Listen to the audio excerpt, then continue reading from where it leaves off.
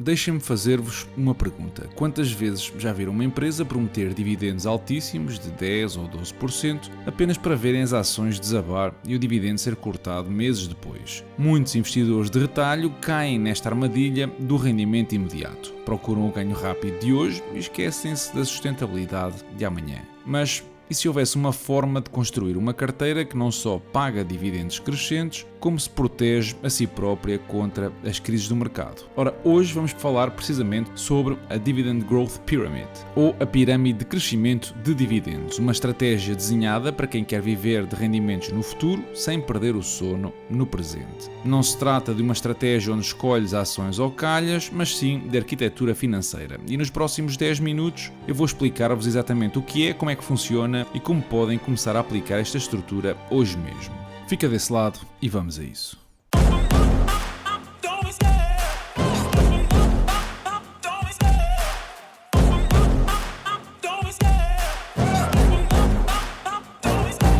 Love the chase and the hunt, and I set the pace when I'm running. I always take what I want and I always give it 100. Don't need a bank, no I'm funded. Play the game like it's nothing. I'm always thankful for something. Don't take for granted, stay humble. Now wake up, it's time to look at the enemy. Look in the mirror if he is no friend to me. It's not working out, maybe it's the chemistry. It's time to break up so I can make a better me.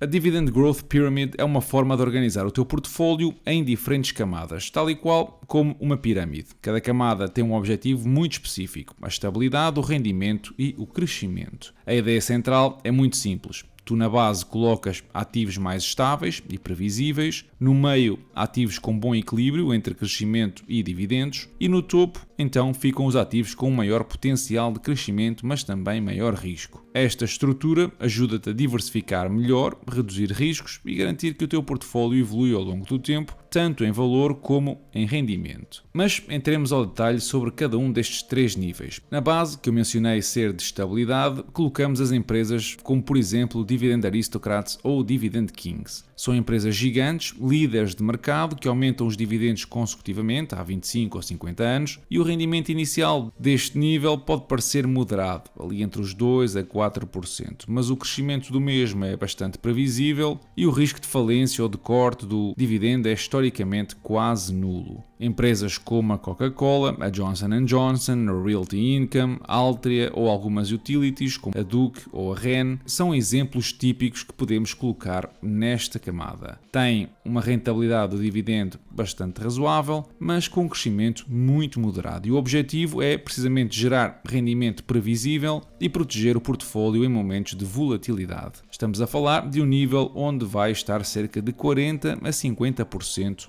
da tua carteira de investimento. No nível do meio podemos colocar empresas com um dividendo inicial mais baixo, entre 1% a 2,5%, mas com uma capacidade de crescimento brutal. Estamos a falar de empresas tecnológicas ou de serviços financeiros modernos que reinvestem muito no próprio negócio e cujo dividendo cresce a taxas de 10%, 15% ou mais do que isso todos os anos. Garantem que o teu poder de compra bate a inflação, basicamente com uma perna às costas. Aqui encaixam empresas como a Microsoft, a Visa, a Eli Lilly ou a Domino's Pizza. Empresas que pagam dividendos de forma consistente e que mantêm o crescimento do mesmo, também ele, com níveis bastante elevados. O objetivo aqui é aumentar os dividendos que vais receber ao longo do tempo e equilibrar de alguma maneira o rendimento que vais receber com o crescimento que esperas do teu portfólio. Estamos a falar de um nível que pode representar entre 30% a 40% da tua carteira. Por fim, no topo, temos aquilo que são empresas com um forte potencial de crescimento, muitas vezes com dividendos baixos ou ainda numa fase muito inicial. Estamos a falar da Nvidia, Meta, Alphabet, ASML, entre muitas outras. Tudo empresas que pagam um dividendo que por si só parece ridículo, mas que geram muitos fluxos de caixa que lhes permite depois ir aumentando o mesmo a ritmos muito superiores do que 15% ao ano. O objetivo deste nível é maximizar crescimento do capital, criar futuras empresas de dividendos, portanto, este nível fica a ocupar aquilo que são uma percentagem entre os 10% a 20% da tua carteira, mas esta distribuição não é fixa, pode ser ajustada consoante o teu perfil de risco e a fase em que te encontras da tua vida. Se tiveres um portfólio equilibrado desta forma, de alguma maneira vais receber rendimentos desde o início, beneficias do crescimento do mesmo ao longo dos anos e também reduzes o impacto de crises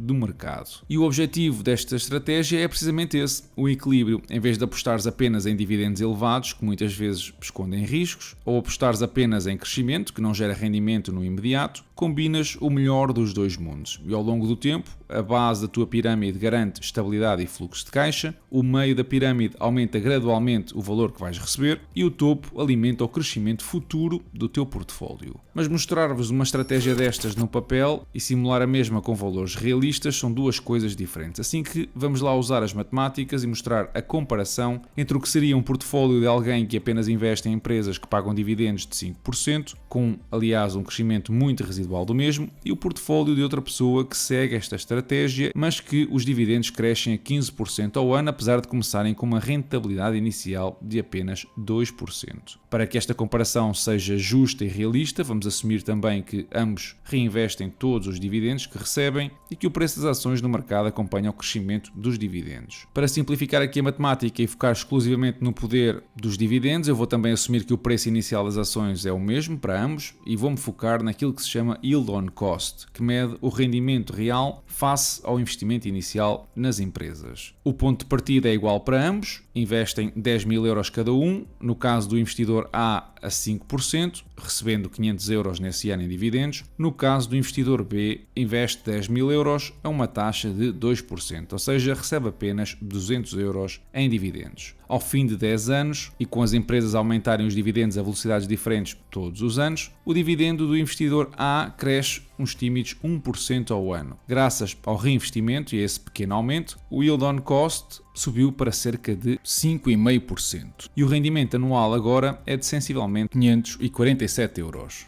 Já o investidor B, o crescimento de 15% ao ano fez magia e o yield on cost disparou para cerca de 7%, sendo que isto traduz num rendimento anual de 704 euros. Ao final de 20 anos, a força dos juros compostos, com o crescimento acelerado, torna-se evidente. O investidor A continua a crescer devagar, com o yield on cost na casa dos 6%, já o investidor B está imparável. O yield on cost atingiu uns impressionantes 28%. Isto é uma realidade muito semelhante ao que ocorre com o investimento do Warren Buffett, por exemplo, na Coca-Cola, que atualmente tem uma rentabilidade, um yield on cost, de 63%, ou seja, face ao dinheiro que foi investido inicialmente, o dividendo rende 63% desse valor. Ao fim de 30 anos, a diferença é geracional. O investidor A tem uma rentabilidade sobre o custo cerca de 10% e o investidor B entrou na estratosfera. No entanto, manter um crescimento de dividendos a 15% ao ano durante 30 anos seguidos significa que a longo prazo esta empresa vai engolir a economia global. E na realidade, à medida que as empresas crescem e amadurecem, o ritmo de crescimento do mesmo abranda e estabiliza. Assim que, para tornar este cenário mais realista, vamos aplicar um modelo de desaceleração gradual para o investidor B. Na primeira década cresce a 15%, na segunda década a 10% apenas e na última década o crescimento do dividendo normaliza para 5% ao ano. Mantemos o investidor A com as mesmas características e assumimos novamente o reinvestimento de todos os dividendos num cenário de 10 mil euros iniciais. O resultado continua a ser uma diferença no rendimento que começa a notar-se a partir dos 13 anos e que vai crescendo exponencialmente ao longo do tempo. E vocês podem dizer, ainda assim, que eu estou a ser injusto com o investidor A, porque, na prática, o crescimento do mesmo é muito inferior à inflação. E eu também posso fazer-vos a vontade e mudar este crescimento para 3% para perceberem que a diferença continua a ser significativa. O investidor A resistiu muito melhor e esteve na liderança durante quase 13 anos, mas a matemática não engana. No ano 30, a estratégia de crescimento do investidor B ainda entrega mais do dobro do rendimento anual. Dito isto, podemos concluir que a Dividend Growth Pyramid não é uma estratégia nem nenhuma fórmula mágica, mas sim uma estrutura poderosa para investir com lógica e disciplina. É algo que na prática te ajuda a evitar erros comuns, como concentrar tudo em dividendos altos, ignorar empresas de crescimento no teu portfólio e também a falta de diversificação. Se estás a construir um portfólio orientado para o longo prazo, esta estratégia pode ser um excelente ponto de partida. Assim que analisa bem o teu perfil de investidor, pondera adaptar o teu portfólio, se achares necessário, mas entretanto deixa-me saber o teu feedback sobre esta estratégia na caixa de comentários.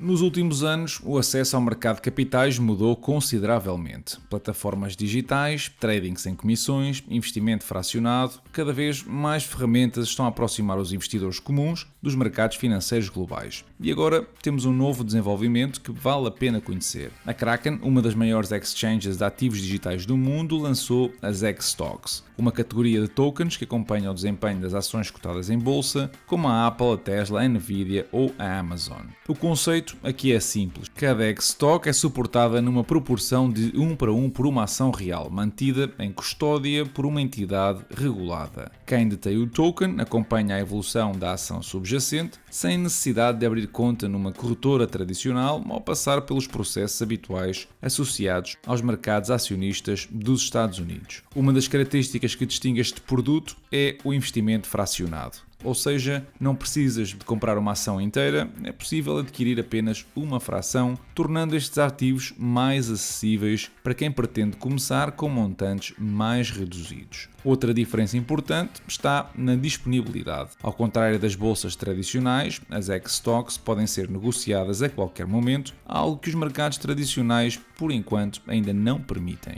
Claro que, como qualquer produto de investimento, as X-Stocks têm as suas próprias particularidades. Não conferem direitos de voto e é importante que cada investidor compreenda totalmente a estrutura do produto antes de investir qualquer valor. Toda a informação relevante está disponível na plataforma da Kraken, onde os utilizadores podem consultar os detalhes técnicos e regulamentares. Para quem já investe em cripto e pretende diversificar para ativos tradicionais, ou para quem procura uma forma alternativa de aceder aos mercados acionistas globais, as X-Stocks da Kraken são assim uma opção que merece muita atenção. Tu podes usar o link na descrição para te registares, começar a investir e ver como é que podes receber um bónus de boas-vindas de 15 euros em Bitcoin. No entanto, lembra-te de investir apenas dinheiro que estás disposto a perder.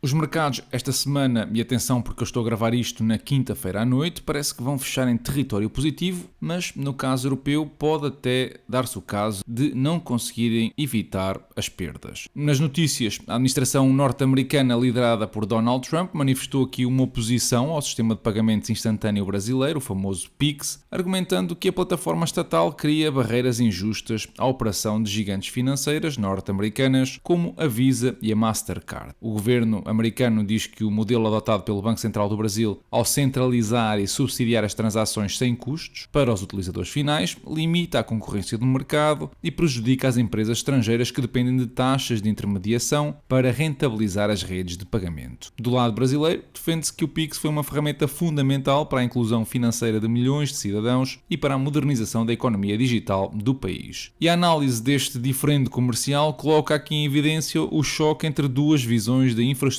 financeira global. Por um lado, os Estados Unidos defendem a proteção das multinacionais e a reciprocidade nos mercados internacionais, sugerindo que os sistemas estatais fechados distorcem a livre concorrência regulada, o que é, digamos, verdade. Por outro lado, e não menos verdade, é que o modelo do PIX é, aliás, visto por muitos economistas como um exemplo de soberania monetária e eficiência tecnológica que reduziu drasticamente os custos de transação para empresas e consumidores locais. A disputa reflete assim a crescente tensão geopolítica em torno da digitalização do dinheiro, onde sistemas de pagamento domésticos e gratuitos começam a desafiar a hegemonia das redes de cartões de crédito tradicionais controladas por capitais norte-americanos. Eu já tinha falado sobre estas ameaças no episódio da Mastercard. Por cá, o Banco Central Europeu comunicou que o atual choque nos preços de energia gera menos preocupação institucional do que a crise energética que vivemos em 2022 e na perspectiva da equipa económica de Frankfurt, a zona euro encontra-se numa posição de maior resiliência devido à diversificação das fontes de abastecimento de gás, ao aumento das reservas estratégicas e uma menor dependência direta de fornecedores específicos em contexto de conflito. Embora o BCE reconheça que a volatilidade dos preços continua a estar presente, consideram que os mecanismos de transmissão económica estão mais estabilizados, reduzindo assim o risco de um impacto recessivo profundo na atividade económica da nossa região. E isto é, de alguma forma, verdade, porque em 2022 a Europa enfrentou uma ruptura abrupta abrupta nas cadeias de abastecimento que apanhou o continente desprovido de alternativas imediatas, provocando uma escalada descontrolada nos preços grossistas. Atualmente, apesar dos preços de energia registarem novas subidas substanciais, os mercados integraram contratos de longo prazo e infraestruturas de armazenamento que, de alguma forma, mitigam o pânico de escassez física momentaneamente. Esta avaliação serve de base para a formação da política monetária do Banco Central, sinalizando que, embora a inflação de energia exija aqui vigilância,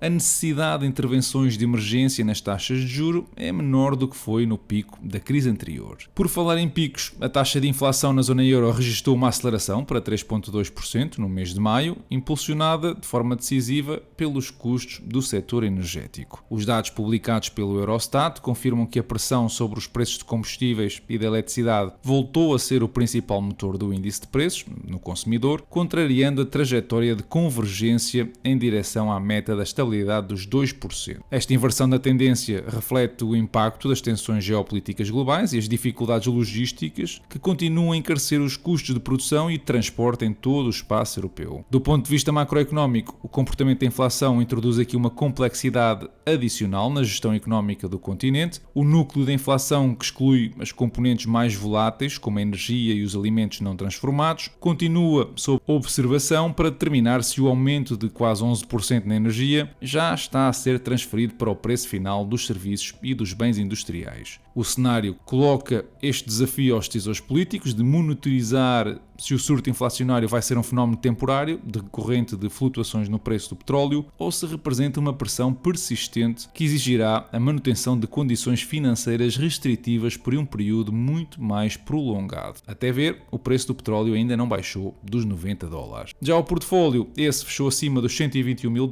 esta semana, de valorização, faltando aqui adicionar também a minha posição mais recente. Eu esta semana abri uma posição na empresa Rollins, que já tem uma análise exclusiva no Patreon e que me parece estar a atravessar um período de desconfiança temporário por parte dos mercados. Se querem saber mais sobre esta empresa, até porque acho que é uma empresa que tem muita qualidade, passem pelo Patreon e leiam o artigo sobre a mesma. No que toca a dividendos, o portfólio fechou o mês de maio com mais de $120 recebidos. E hoje ficamos por aqui. Não te esqueças do habitual like no vídeo e passar na descrição, onde tenho uma série de redes sociais que podes consultar para ver conteúdo diferente. Da minha parte, eu desejo-te uma excelente semana e bons investimentos.